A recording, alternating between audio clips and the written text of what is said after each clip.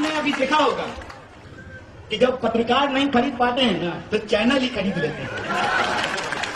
ठीक है, भाजपा का लोग आपसे वोट मांगने के लिए आए तो उसको बुलाइए, आ जाओ बैठो, थोड़ा हम भी चाय पे चर्चा कर लेते हैं। उसको कहिए कि हमारे खाते में 15 लाख रुपया नहीं आया है, तुम्हारे खाते में अगर 15 लाख आया है तो हम तुमको वोट देने के लिए तैयार हैं। खाओ मां का कसम और बताओ कि 15 लाख आया है कि नहीं है। पूछिए कि क्यों महंगाई बढ़ रही है। एक मैडम है स्मृति ईरानी, मैं चाहता हूं कि बुरा दिन फिर से आ जाए, 400 रुपए में सिलेंडर मिलने लगे और सिलेंडर लेकर के स्मृति ईरानी अहमदाबाद की सड़कों पर प्रदर्शन करना शुरू कर दें। 1000 का सिलेंडर मिल रहा है, स्मृति ईरानी जी प्रदर्शन नहीं कर रहे हैं, राहुल गांधी को ढूंढ रहे हैं। आप कह रहे हैं कि पेट्रोल और डीजल आपको इसलिए महंगा दे रहे हैं ताकि आपको वैक्सीन दे सके, तो जब हम ही से पैसा लेकर के हम ही को आप फ्री कैसे दे रहे हैं। और ये बताने के लिए आप 18 करोड़ रुपया खर्च भी कर रहे हैं थैंक यू कहने के लिए। भूपेंद्र भाई को देख के तो सचमुच हमको बहुत दया आता है, पता है क्यों, बहुत सच्चे इंसान है, बहुत विनम्र और अच्छे लोग हैं। भूपेंद्र भाई को खुद नहीं पता था सुबह में कि दोपहर में चीफ मिनिस्टर बन जाएंगे। और ना वो जब जाते हैं ना तो एसपीजी भी उनको धक्का दे देता है और प्रधानमंत्री को बिल्कुल आसपास नहीं आने देते। वहां भी कार से साइड कर दिया है, मुझे दिख नहीं रहा है भाजपा का पोस्टर में तो आपको दिखा देता, पोस्टर में भी उनको साइड कर दिया है। हमारे अध्यक्ष ने एक तुलना किया, एक उदाहरण दिया तो बात को बतंगड़ बनाने लगे, बोले गुजरात का अपमान है। तो मैं पूछना चाहता हूं, टीवी स्टूडियो में बैठ करके मोदी जी को देश का बाप बता रहे थे, वो देश का अपमान था कि नहीं था। दिन भर गुंडागर्दी की भाषा करने वाले मंच से खड़ा होकर के गृह मंत्री जिसका काम है कानून व्यवस्था की रक्षा करना, वो गैर कानूनी बात कर रहे हैं, इंसान को डरा रहे हैं, घाव को कुरेद रहे हैं, जख्म पे नमक छिड़क रहे हैं और ये भाषा की मर्यादा की बात करते हैं। तो मैंने कहा कि मल्लिकार्जुन खड़गे साहब आपको इसलिए खटक रहे हैं ना क्योंकि उनका नाम मल्लिकार्जुन खड़गे है। अगर उनका नाम मल्लिकार्जुन अंबानी होता ना तो आप उनकी चरण वंदना करेंगे। दूसरे फेज का चुनाव 5 तारीख को होगा, लेकिन टीवी स्टूडियो में सरकार बन गई है। जैसा का पप्पा जो है घूम घूम करके मंत्रिमंडल बांट रहा है। जिस भी एमएलए के प्रचार में जाता है कहता है गुजरात के मेरे भाइयों बहनों इसको एमएलए बना दीजिए, हम इसको मंत्री बना देंगे। अरे पहले सरकार तो बना लो भाई, फिर न मंत्री बनाओगे। इसको कहते हैं सत्ता का घमंड। परिवारवाद पे भाषण देते हो तो ये बताओ कि अमित शाह के बेटे को बीसीसीआई का सेक्रेटरी क्यों बनाए हो। तो एक तरफ आपको टीवी पे दिखाया जाएगा कि भाजपा की सरकार बन गई, दूसरी तरफ जब आप पेट्रोल खरीदने के लिए जाइएगा तो वहां पर थैंक यू का एक पोस्टर लगा रहेगा, प्रधानमंत्री जी का हंसता हुआ नूरानी चेहरा। क्या लूट मतलब आप इसको समझिए कि अंग्रेजों से लड़ने के लिए महात्मा गांधी जी गुजरात के थे, वो कस्तूरबा को साथ लेकर के चल रहे थे। इनको देश बदलने के लिए बेन को छोड़ देना। भाजपा का एक दोस्त हमको फोन किया, बोला गुजरात में बीजेपी को फिर से जीतना जरूरी है। हमने कहा ये तो तुम हर बार बोलते हो, यही बात तुम 2017 में बोल रहे थे, यही बात जो तुम 2012 में बोल रहे थे, 27 साल से तो तुम यही बोल रहे हो। बोला नहीं, मोदी जी ग्लोबल लीडर हो गए हैं और मोदी जी ग्लोबल लीडर तभी रहेंगे जब गुजरात का चुनाव जीतेंगे। हम बोले जब लीडर ही ग्लोबल हो गए हैं तो लोकल चुनाव जीतने का क्या जरूरत है। बोला मोदी जी रूस और यूक्रेन का युद्ध बंद करा रहे हैं। हम बोले रूस और यूक्रेन का युद्ध बंद कराने के चक्कर में ना 1100 रुपए का सिलेंडर खरीदने चलते लोगों का चूल्हा बंद हो गया। मुझे गुजराती नहीं आती है लेकिन इतनी समझ में आती है कि मुझे बाहर का बता रहा था। ये कह रहा था कि मैं तो यहीं का हूँ, वो बाहर से आए उनको पहले सुन लीजिए। भाई मैं भी यहीं का हूँ, मैं मेहमान नहीं हूँ। अगर मैं मेहमान होता तो मैं फिर आपके बीच नहीं आता। हमारा आपका दिल का रिश्ता है इसलिए हम आए हैं और हम बाहर के नहीं हैं। मैं सिर्फ इतना कहना चाहता हूँ कि आप सब लोग जहां तक हमारी आवाज पहुंच रही है, मजादर गांव के सभी आदरणीय बुजुर्गों का, नौजवान दोस्तों का, माताओं बहनों का, प्यारे बच्चों का, मेहनत करने वाले, मजदूरी करने वाले, किसानी करने वाले, धंधा करने वाले, नौकरी करने वाले, अपने खून पसीने की कमाई से अपने परिवार का भरण पोषण करने वाले आप तमाम मेहनतकश आवाम का, एक एक इंसान का क्रांतिकारी इस्तकबाल करता हूं। आपका हार्दिक अभिनंदन करता हूं। दोस्तों, चुनाव का वक्त है और चुनाव के वक्त में चुनावी बातें होती हैं। आपने आज तक अपने तजुर्बे में ये नहीं देखा होगा कि चुनाव के मौसम में कोई ऐसी पार्टी मिला हो, कोई ऐसा राजनीतिक कार्यकर्ता मिला हो, कोई ऐसा नेता मिला हो जो अपने बारे में खराब बात कर रहा हो। हर कोई कहता है, जैसे आप जाते हैं मार्केट में सब्जी खरीदने के लिए, हर सब्जी वाला अपनी सब्जी को ताजा बताता है। भले जो है वो सब्जी 3 दिन पुरानी हो, वो सब्जी जो है पीला हो गया हो, सब्जी सड़ गया हो, फिर भी जो है लोग अपनी सब्जी को ताजा बताते हैं। कोई अपने दही को खट्टा नहीं कहता है, कोई नहीं कहता है कि हमारा कैंडिडेट बुरा है। लेकिन मैं जो आपको कहने के लिए जा रहा हूं, मैं आपके बीच में कुछ बेचने नहीं आया हूं। मैं सिर्फ आपको ये कहने आया हूं, मुझे गुजराती नहीं आती है, मैंने गुजराती नहीं आवड़ते, इतनी समझ में आती है कि ये कह रहा था कि मेरा कमर खराब है, तो पैर खराब है, तो मुझे बैठकर बोलने की इजाजत दीजिए। देख भाई, पैर खराब है तो चलेगा, ईमान खराब नहीं होना चाहिए। अब आप लोग बस बता दीजिए, मुझे नहीं कहना है, इस इंसान का ईमान खराब है क्या? थोड़ा धीरे बोल रहे हैं, कुछ डाउट है क्या? ईमान खराब है क्या?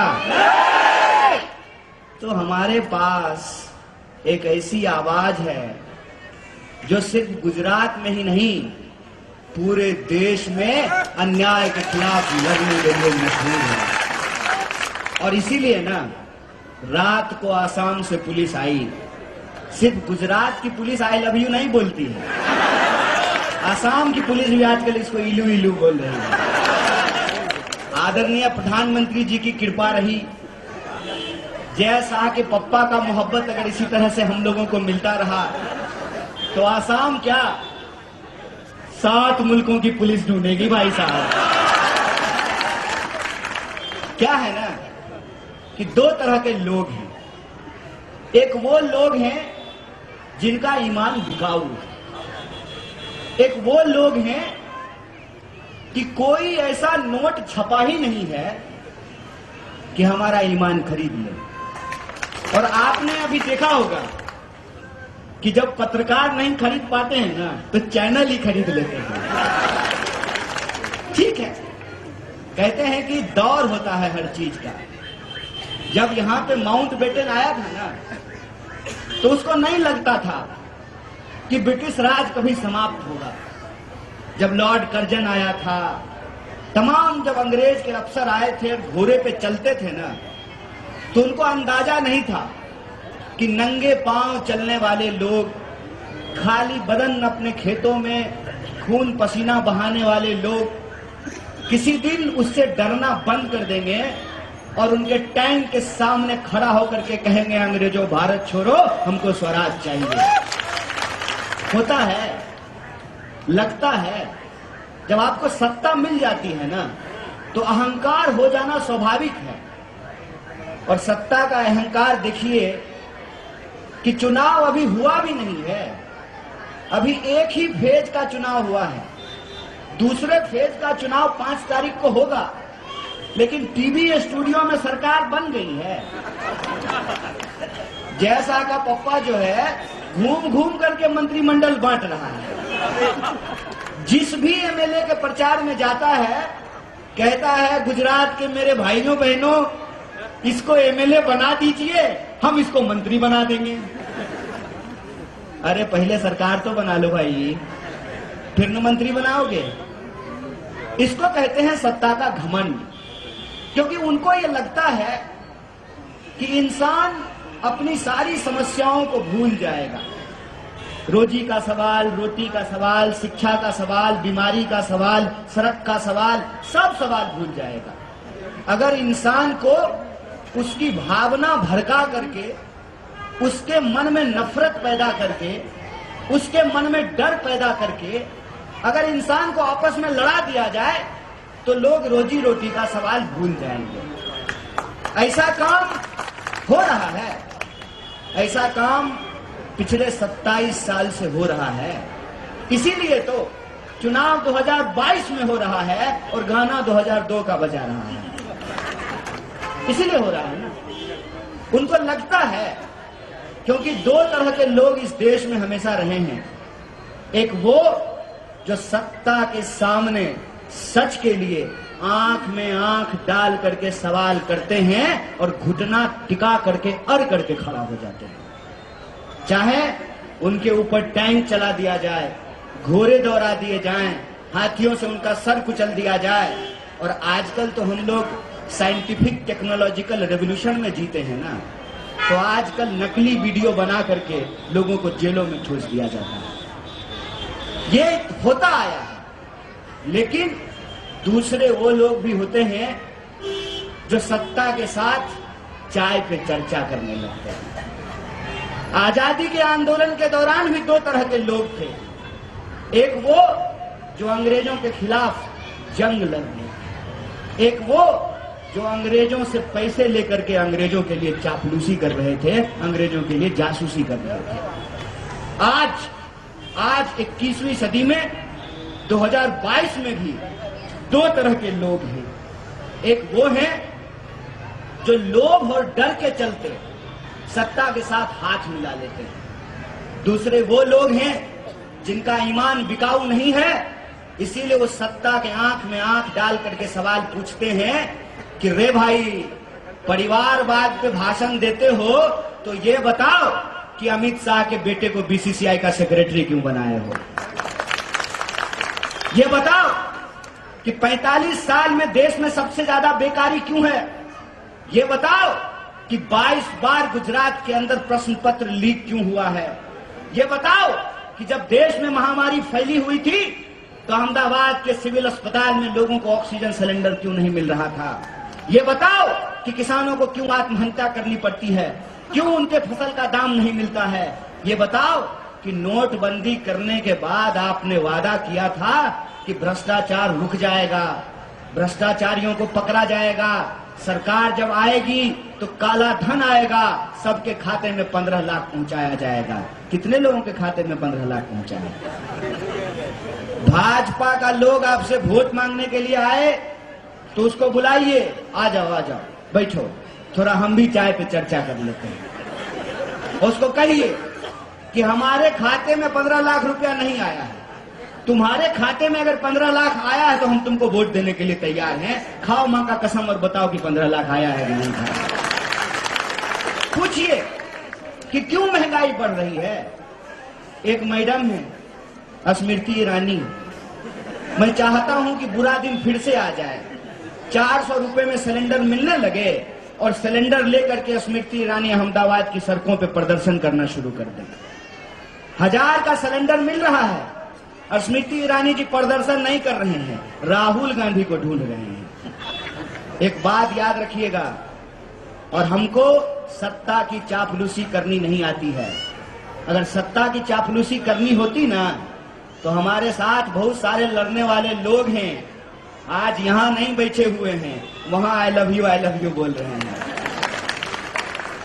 तो मैं आपको ये दावे के साथ कह रहा हूं कि देश में अगर सबसे आखिरी व्यक्ति कोई होगा ना, आखिरी व्यक्ति जो भाजपा के साथ झुकेगा नहीं, भाजपा से डरेगा नहीं, आंख में आंख डाल करके इस देश के लोगों के लिए लड़ता रहेगा, उस व्यक्ति का नाम राहुल गांधी है। इस बात को याद रखिएगा कि देश तब भी गांधी के साथ चला था, अंग्रेजों के सामने तब भी गांधी डट करके लड़ा था, और आज भी देश को गांधी के साथ चलना पड़ेगा, गांधी के साथ मिलकर के लड़ना पड़ेगा। इस बात को याद रखिएगा, क्योंकि ये देश कभी भी उस विचार को स्वीकार नहीं कर सकता है जो इंसान को लड़ाता है।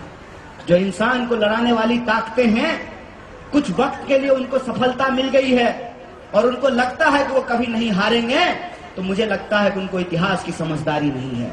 इतिहास ये है कि इस देश के भीतर जो भी लोग रहे हैं आपस में मिलजुल कर रहने की वकालत किए हैं।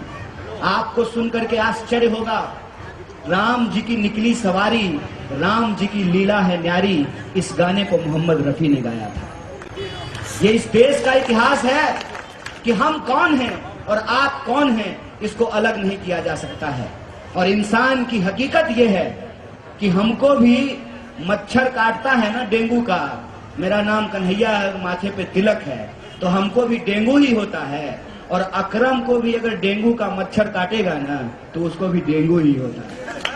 हकीकत यह है कि कन्हैया भी पेट्रोल खरीदने जाता है तो 100 में मिलता है और अब्दुल भी पेट्रोल खरीदने जाएगा तो 100 में ही मिलता है। कांग्रेस के कार्यकर्ता भी महंगाई के चलते 1100 रुपए का बाटला खरीद रहे हैं और वाजपेयी भी 1100 का बाटला खरीद रहे हैं। ये सच्चाई ऐसी है, ये दर्द ऐसा है जो इंसान को बांट नहीं सकता है, क्योंकि ये दर्द बराबरी का है। तो हमको विचार करना पड़ेगा कि जो मसले हम सबके हैं उन मसलों को पीछे क्यों धकेल दिया गया है। उन मसलों को पीछे इसलिए धकेल दिया गया है कि विकास का पजामा फट गया है। विकास बिल्कुल नंगा होकर के अहमदाबाद के रेड सिग्नल पे आपको भटकता हुआ दिख जाएगा। जिन ही आप रिवर फ्रंट से आगे बढ़ेंगे विकास आपको नजर ही नहीं आएगा। सारा विकास सूरत, अहमदाबाद, राजकोट के आखिरी रेड लाइट पे आकर के रुक जाता है। ये जो विकास की हकीकत है, इस हकीकत के बारे में जो सरकार में बैठे हुए हैं उनको मालूम है। उनको मालूम है कि 27 साल में उन्होंने कोई ऐसा काम नहीं किया है जिसको दिखा करके वो वोट मांग सकें। इसीलिए उनके पास एक पुराना नुस्खा है जो अंग्रेज जाते जाते उनको कान में सिखा करके गए थे। फूट डालो और अगर आपने काम किया है तो काम बता करके वोट मांगिए ना। और आपने अगर काम किया है, भोपा भाई ने अगर भोपा भाई ने काम किया है तो दूसरे राज्य के मुख्यमंत्री से यहां बुला करके प्रचार करवाने की क्या जरूरत है।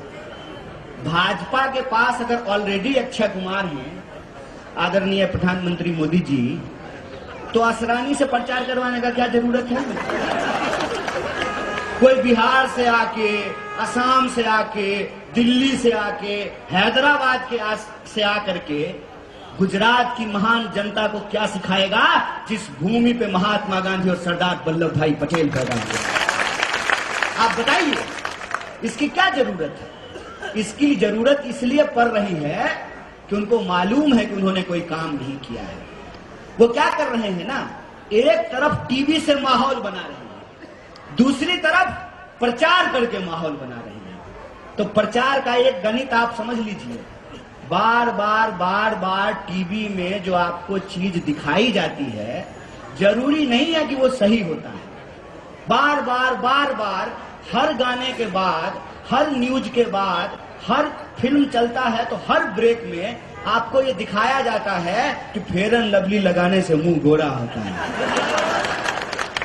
अम्मा किसी का गोरा हुआ है, लेकिन खरीद रहे हैं ना अपने पैसा से, अब भोरे सांझ लगा भी रहे हैं, फिर भी गोरा नहीं हो। तो एक तरफ आपको टीवी पे दिखाया जाएगा कि भाजपा की सरकार बन गई, दूसरी तरफ जब आप पेट्रोल खरीदने के लिए जाइएगा तो वहां पर थैंक यू का एक पोस्टर लगा रहेगा, प्रधानमंत्री जी का हंसता हुआ नूरानी चेहरा। आहा क्या नूर टपका है। मतलब आप इसको समझिए कि अंग्रेजों से लड़ने के लिए महात्मा गांधी इसी गुजरात के थे, वो कस्तूरबा को साथ लेकर के चल रहे थे। इनको देश बदलने के लिए बेन को छोड़ देना पड़ा। क्या संयोग है भाई, मेरा नाम कन्हैया है और उनका नाम यशोदा है। कहते हैं ना इतिहास में कुछ संयोग बहुत मजेदार होता है।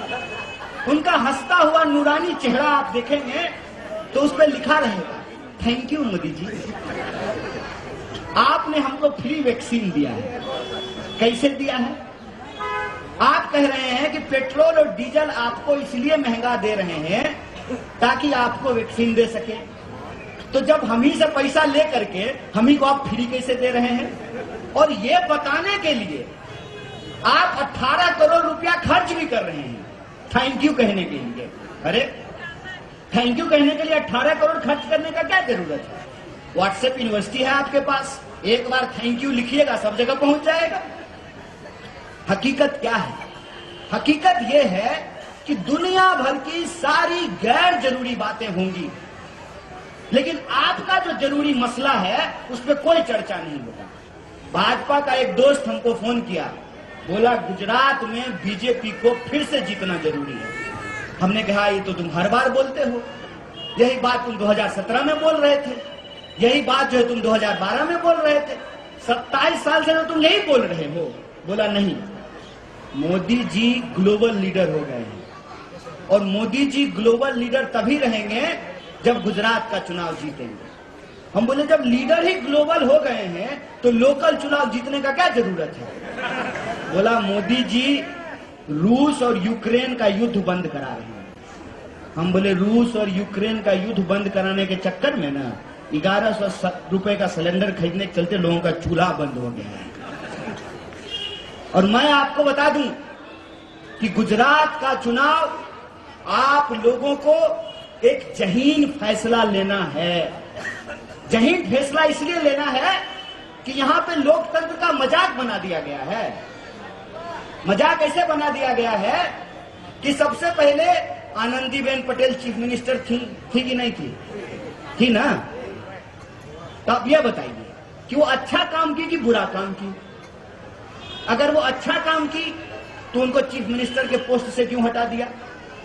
अगर बुरा काम की तो उनको राज्यपाल किस बिना पे बना दिया?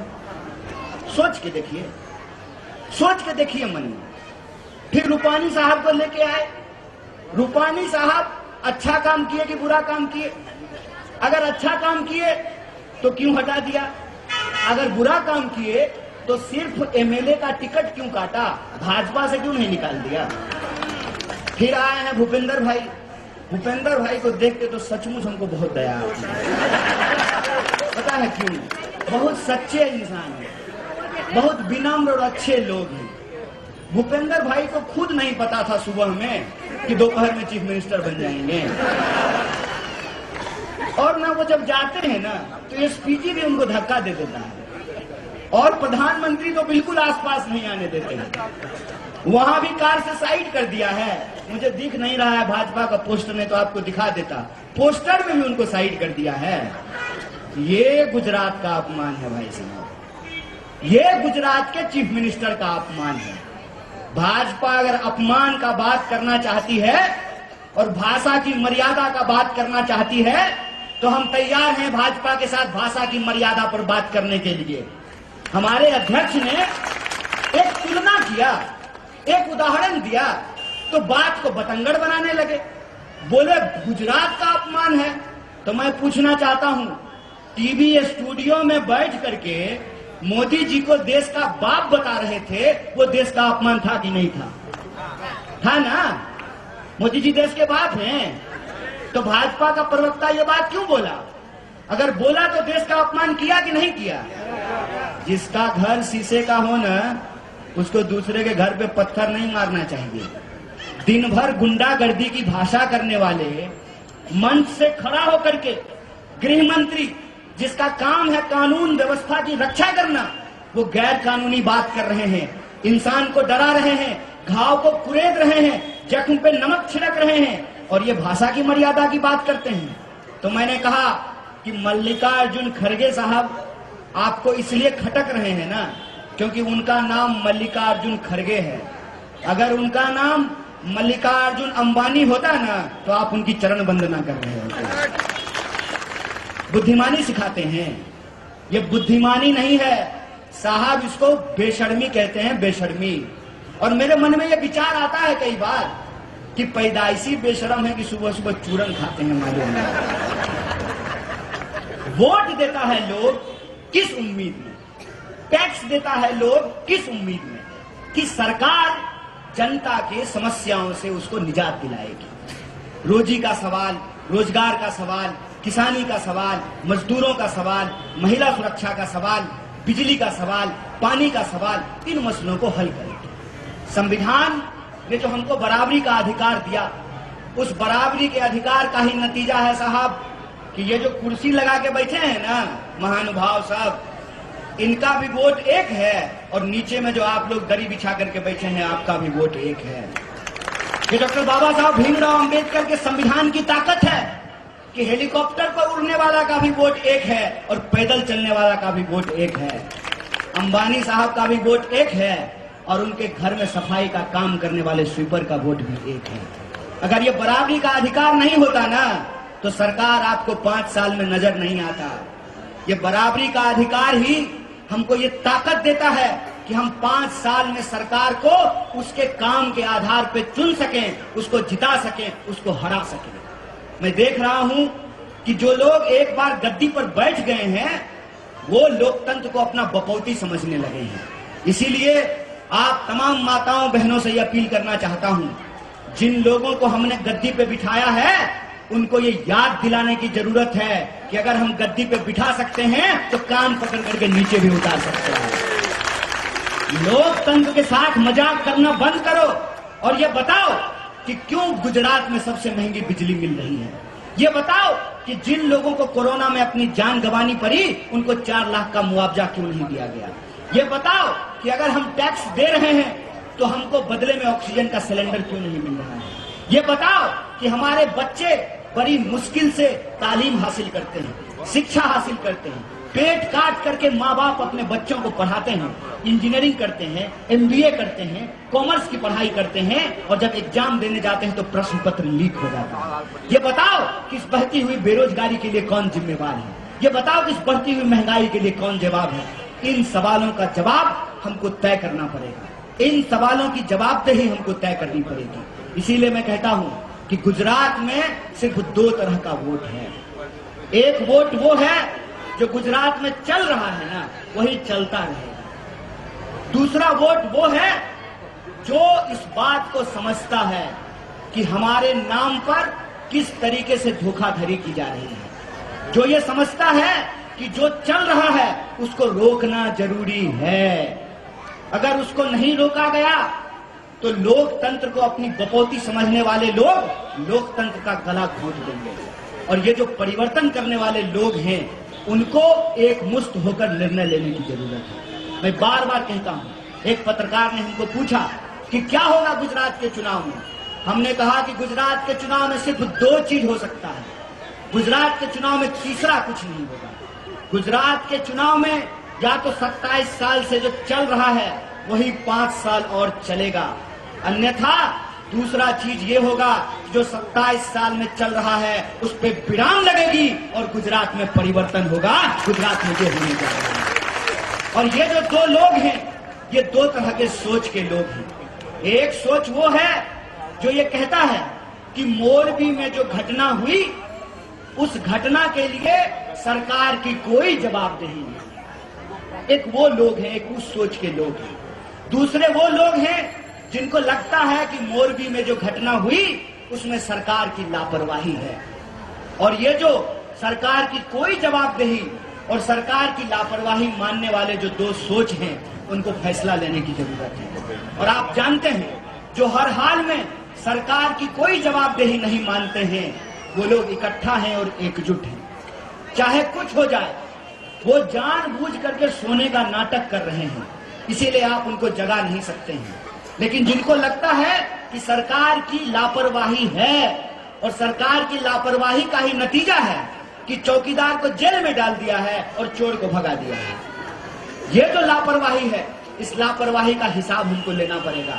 और अगर आप हिसाब लेना चाहते हैं तो एक बात याद रखिएगा, लोकतंत्र में सिर्फ वोट दे देने से सरकारें नहीं बच पा रही हैं। मैं आपको 2 उदाहरण देना चाहता हूं। एक तो आप अपने दिमाग से यह बात निकाल दीजिए कि भारतीय जनता पार्टी को भारतीय राष्ट्रीय कांग्रेस के अलावा कोई दूसरी पार्टी हरा सकती है। और ये बात मैं आपको उदाहरण के साथ बता सकता हूं। एक पार्टी अभी आई है जो भाजपा के सामने परिवर्तन की बात कर रही है। उसका इतिहास मैं आपको बता देता हूं। वो पार्टी जिस आंदोलन से पैदा हुई वो आंदोलन कांग्रेस के खिलाफ था। उस पार्टी ने दिल्ली में सरकार बनाई कांग्रेस को हरा करके। उस पार्टी ने पंजाब में सरकार बनाई कांग्रेस को हरा करके। भाजपा को अगर कोई हरा पाता है तो उस पार्टी का नाम भारतीय राष्ट्रीय कांग्रेस है। इस बात को याद रखिएगा। चुनाव हुए राजस्थान में, भाजपा को कांग्रेस ने हराया। छत्तीसगढ़ में चुनाव हुआ, भाजपा को कांग्रेस ने हराया। मध्य प्रदेश में चुनाव हुआ, भाजपा को कांग्रेस ने हराया। लेकिन मध्य प्रदेश के चुनाव में और छत्तीसगढ़ के चुनाव में क्या फर्क है? मध्य प्रदेश में जो चुनाव हुआ वहां लोगों को चुनने में दुविधा हो गई। और जब मन में दुविधा हो जाए ना, मन में शंका हो जाए, तो जब आप सड़क पार करते हुए मन में दुविधा पैदा करते हैं तो एक्सीडेंट हो जाता है। उसका नतीजा यह हुआ कि बीजेपी और कांग्रेस का वोट लगभग बराबर था, सीट लगभग बराबर था। नतीजा क्या हुआ? मोटा भाई सूटकेस लेके पहुंच गया। और छत्तीसगढ़ में भाजपा और कांग्रेस के जीत में एक बड़ा अंतर था। नतीजा क्या हुआ? मोटा भाई का सूटकेस वहां पे कुछ नहीं कर पाया। ये बात मैं आपको क्यों कह रहा हूं? अगर आप परिवर्तन चाहते हैं तब तो आपके पास भारतीय राष्ट्रीय कांग्रेस का विकल्प है। अगर जो 27 साल से गुजरात में चल रहा है उससे आप खुश हैं तब तो कोई बात ही नहीं है। इस बार तब आप गुजरात की सरकार नहीं चुनेंगे, तब आप इंटरनेशनल प्राइम मिनिस्टर का चुनाव करने जा रहे हैं। क्योंकि चीफ मिनिस्टर कौन होगा ये आपको भी नहीं पता है। गुजरात का चीफ मिनिस्टर कौन होगा ये कोई नहीं जानता है। हो सकता है मोटा भाई अपने बेटा को ही चीफ मिनिस्टर बना दे, कौन जानता है। अगर आपको अपने मुद्दों पे बात करनी है, अगर आपको अपने लिए विकल्प चुनना है तो वो विकल्प का नाम भारतीय राष्ट्रीय कांग्रेस है। और अगर आप भारतीय राष्ट्रीय कांग्रेस को अपना विकल्प मानना चाहते हैं तो एक बात को याद रखिएगा, दिल दीजिए ना तो पूरा दीजिए, मोहब्बत कीजिए तो दिल से कीजिए। अगर समर्थन देना है तो ऐसा समर्थन कीजिए कि दमदार समर्थन दीजिए, दमदार बहुमत दीजिए। ये अपील मैं आप लोगों से करने के लिए आया हूं। और अगर आप दमदार बहुमत देने के लिए तैयार हैं तो एक बात को याद रखिएगा, हमारे देश में एक यात्रा चल रही है। उस यात्रा का नाम है भारत जोड़ो यात्रा। और भारत जोड़ो यात्रा का लक्ष्य ये है कि हम चाहते हैं कि नफरत की राजनीति रुके। हम चाहते हैं कि नफरत की राजनीति पे विराम लगे। हम चाहते हैं कि नफरत को हरा करके मोहब्बत को जिताया जाए और जनता के जो बुनियादी सवाल हैं, रोजी रोटी, कपड़ा, मकान, शिक्षा, स्वास्थ्य, सड़क, बिजली, पानी, उसको राजनीति के केंद्र में लाया जाए। इसीलिए आपके ऊपर एक गंभीर जिम्मेवारी है। आप ऑलरेडी एक समझदार लोग हैं। मैं आपको समझाने की कुव्वत नहीं रखता हूं, मेरी हैसियत नहीं है कि मैं आपको समझा सकूं, लेकिन इतना बात मैं जरूर आपको कहना चाहता हूं कि जो दो तरह के लोग हैं, एक जो सत्ता के सामने झुक जाते हैं और एक वो जो सत्ता के सामने सत्य के लिए लड़ जाते हैं। आपने एक ऐसे व्यक्ति का चुनाव किया है जो इस देश में सत्य की आवाज है, न्याय की आवाज है, जिसका नाम जिग्नेश मेवानी है। और वो उस लड़ाई को धार देने के लिए, राहुल गांधी के उस संघर्ष को मजबूती देने के लिए भारतीय राष्ट्रीय कांग्रेस में शामिल हुए हैं। 2017 की तरह वो अपक्ष का चुनाव नहीं लड़ रहे हैं, वो भारतीय राष्ट्रीय कांग्रेस के चुनाव चिन्ह पर चुनाव लड़ रहे हैं। भारतीय राष्ट्रीय कांग्रेस के गुजरात प्रदेश के वर्किंग प्रेसिडेंट हैं। फर्ज कीजिए, सिर्फ फर्ज कीजिएगा अपने दिमाग में इस बात को। इसीलिए मैं कहता हूं कि बडगाम की जनता को एक गंभीर निर्णय लेना है। फर्ज कीजिए कि जो लोग इस संघर्ष से गद्दारी करके गए हैं, जो लोग इस संघर्ष से बेईमानी करके गए हैं, वो चुनाव जीत जाएं। और जो इस संघर्ष को मजबूती देने के लिए भारतीय राष्ट्रीय कांग्रेस का, राहुल गांधी का हाथ थामे हैं, वो चुनाव हार जाए तो पूरे देश में क्या संदेश आ जाएगा। आप चाहते हैं कि बडगाम के लोगों की सियासी समझ पे सवाल उठाया जाए। आपको ये नागवार गुजरेगा इसीलिए मैं आपसे कहता हूं कि 2017 में जो फैसला आपने लिया है, 2022 में भी आपको ये फैसला दोहराना होगा। तो क्या सत्य के लिए 2007 के उस फैसले को, 17 के फैसले को आप दोहराने के लिए तैयार हैं? नहीं, आवाज नहीं आई है। डर गए क्या अमित शाह से? डर गए क्या? डरने का नहीं, देश किसी के बाप का नहीं है, याद रखना है। यह देश जितना पैसे वालों का है, जितना बंदूक वालों का है, उतना ही हमारा है। इस बात को याद रखना है।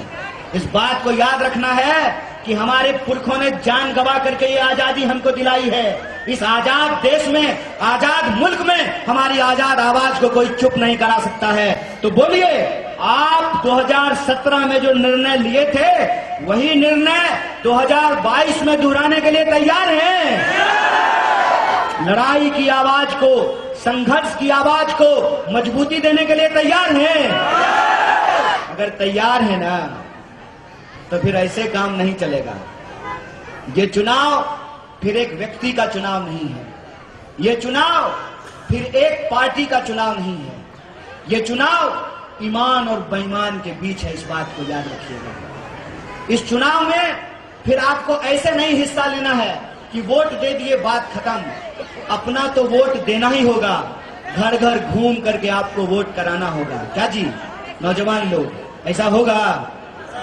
रिकॉर्ड तोड़ेगा, टूटेगा? अगर आप रिकॉर्ड तोड़ने के लिए तैयार हैं, तो याद रखिएगा, आने वाली 8 तारीख को गांधीनगर हम भी गुलाल उड़ाने के लिए तैयार हैं। इसी आशा और उम्मीद के साथ कुछ परिवर्तन होगा। मैं अपनी बात को खत्म करना चाहता हूं। शुक्रिया। इनकलाब जिंदाबाद। जय हिंद, जय गुजरात।